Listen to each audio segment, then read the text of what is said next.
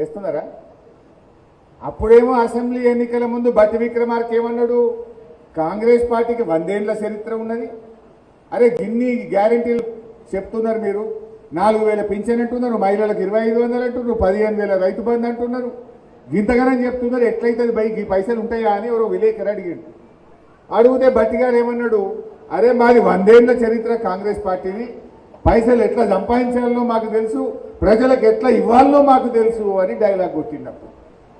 ఇప్పుడేమంటారు, చెయ్యశాతగాక నడపశాతగాక అబద్ధాలు చెప్పి 8 లక్షల కోట్ల అప్పని తప్పించుకునే ప్రయత్నం చేస్తున్నారు.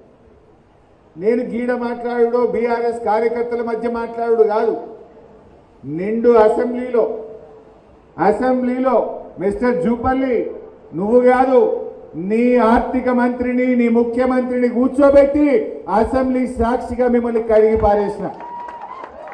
నువ్వేందో చర్చ అంటున్నావు, గీడేంది చర్చ? అసెంబ్లీలో మాట్లాడినా. నిన్ను నీ ముఖ్యమంత్రిని నీ ఉప ముఖ్యమంత్రిని ఆర్థిక మంత్రిని మొత్తం నీ క్యాబినెట్ను నీ కాంగ్రెస్ పార్టీ ఎమ్మెల్యేలను కూర్చోబెట్టి నిండు అసెంబ్లీలోనే బీఆర్ఎస్ పార్టీ ఎఫ్ఆర్బిఎం కింద కార్పొరేషన్ల కింద అన్ని రకాలుగా రాష్ట్ర ప్రభుత్వం కట్టాల్సిన అప్పు అంత కలిపి 4,17,000 కోట్లు మాత్రమే. తప్పైతే ఇక్కడే చెప్పండి, మాట్లాడదాం, నేను రెడీ అని లెక్కలన్నీ కూడా పూసగుచ్చినట్టు అసెంబ్లీలో చెప్పిన. అసెంబ్లీలో చెప్తే ఒక్కళ్ళు ఇవ్వలే, తలకాయలు కిందికేసుకున్నారు. అరే ఇప్పటికన్నా 7 లక్షలు 8 లక్షలని అడ్డగోలు కూతలు బంద్ చేయండి. నేను అసెంబ్లీలో మిమ్మల్ని కూర్చోబెట్టి ఇక్కడనే లెక్క చెప్తున్నా. కార్పొరేషన్ అప్పులు, ప్రభుత్వం తెచ్చిన అప్పులు, రాష్ట్ర ప్రభుత్వం కట్టాల్సినవి అన్ని కలిపి 4,17 అని నిండు అసెంబ్లీలో చెప్పిన.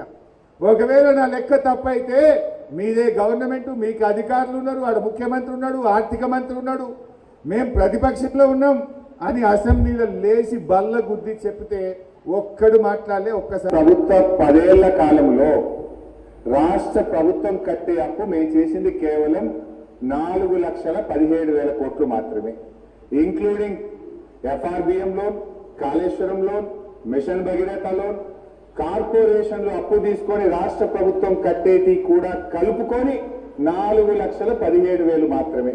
దీని మీద ఎప్పుడు ఎక్కడ ఏ టీవీ డిబేట్ కైనా ఎక్కడ బహిరంగ చర్చకైనా ప్రజల మధ్యనైనా శాసనసభలోనైనా ఐఎమ్ రెడీ ఫర్ డిస్కషన్. అధ్యక్ష అదే ఏడాది 1,77,000 2 ఏళ్ళు నిండే వరకు రేవంత్ రెడ్డి ఏం చెప్పిండు, 3,47,000 అయింది. ఇప్పుడు లెక్క తీస్తే 4.5 లక్షలు అయింది. మరి జూపల్లి ఏమన్నాడు, అరే నువ్వేమో సీనియర్ మంత్రి అంటావు, నా అంత తెలివి ఎవరికి లేదంటావు, నీ గవర్నమెంట్ ఎంత అప్పు చేసిందో కూడా తెలియని చేతగాని మంత్రివి నువ్వు.